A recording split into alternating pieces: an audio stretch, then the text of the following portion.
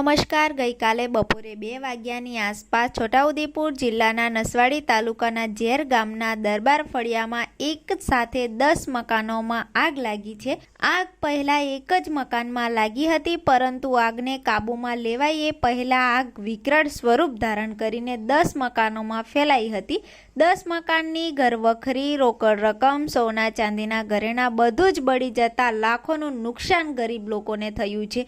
આગ લાગવાનું કારણ હજુ સુધી જાણી શકાયું નથી. સ્થાનિક લોકો દ્વારા આગને ઓલવવાનો પ્રયાસ પણ કર્યો હતો, પરંતુ આગ કાબૂમાં ન કરી શક્યા. નસવાડી તાલુકો 212 ગામનો હોવા છતાંય ફાયર ફાઇટરોનો અભાવ હોય એવું લાગે છે, કેમ કે જ્યારે આ આગ લાગી હતી ત્યારે ફાયર ફાઇટરોને જાણ કરવામાં આવી હતી. ફાયર ફાઇટરોની ટીમને ઘટના સ્થળે પહોંચતા 1 કલાકનો ટાઈમ લાગ્યો હતો. એટલું જ નહીં, Kevadia, statue of unity, Bodeli અને છોટાઉદેપુર આમ 3 જગ્યાએથી ફાયર ફાઇટરોને બોલાવવામાં આવ્યા હતા, પરંતુ એકે ફાયર ફાઇટરની ટીમ આગને કાબૂમાં લે એ પહેલા આગ ફેલાઈ ગઈ હતી. ખેડૂતોની જિંદગીભરની કમાણી તેમની આંખોની સામે બળીને રાખ થઈ ગઈ છે.